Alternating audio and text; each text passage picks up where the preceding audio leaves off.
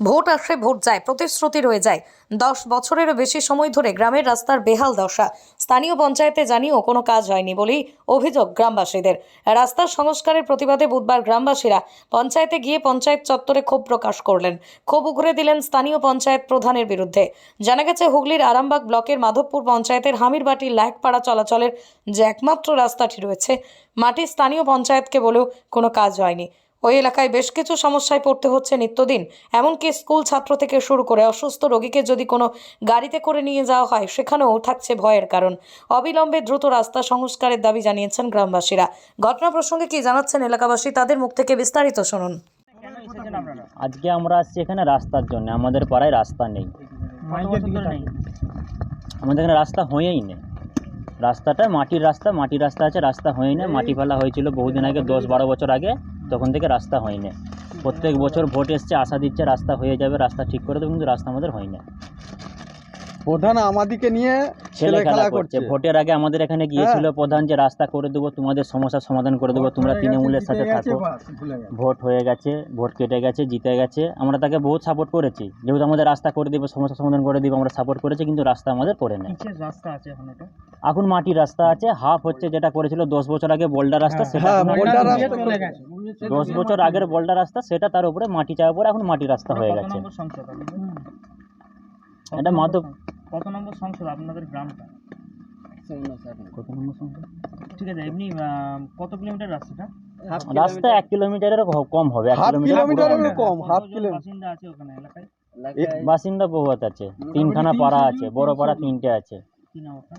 আমার নাম শেখ মহিরুদ্দিন।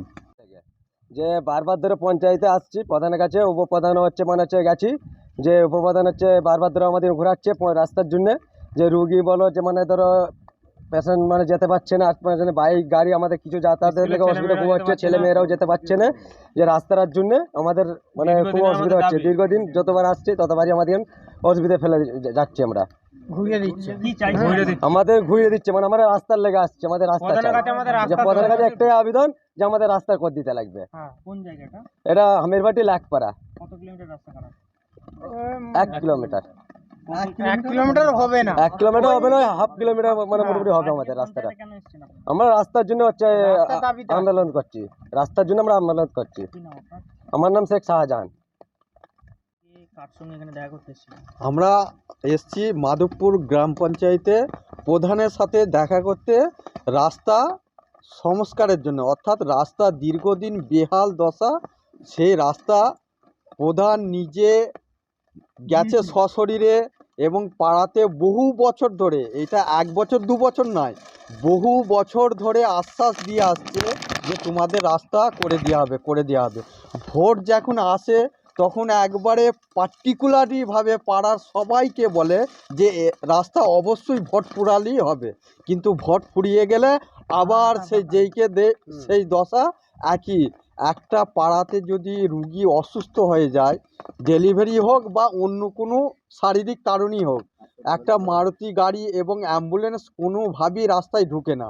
সেই রুগীকে কাঁধে করে হোক, যে কোনো উপায়ে, মেন রাস্তা যেটা শিলালপুর থেকে মাধবপুর পঞ্চায়েতে এখন পাকা রাস্তা হচ্ছে, পিচ রাস্তা, সেই রাস্তায় এনে ওই রুগীকে নার্সিংহোমে হোক, হসপিটালে হোক নিয়ে যেতে হয়।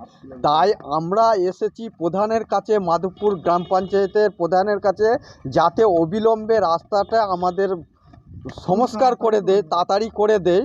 তার জন্য আমরা প্রধানের কাছে আবেদন জানাচ্ছি, এবং এই আবেদনটা শুধু আজকেই নয়, এর আগে দীর্ঘ বছর আবেদন করার পরেও আমাদের রাস্তা এখনও পর্যন্ত হয়নি। আজকে তার জন্য আবার এসছি, এবং আমাদিকে নিয়ে ছেলে খেলামো করছে। এই ছেলে খেলামো যদি করে থাকে, এরপরেও আমরা আরও উপর নেতৃত্বর দ্বারস্থ হব এবং আরও ঊর্ধ্বতম কর্তৃত্বর কাছে। এইরকম ছেলে খেলা যদি করে প্রধান, তাহলে ভোট বাক্সে এর প্রভাব পড়বে।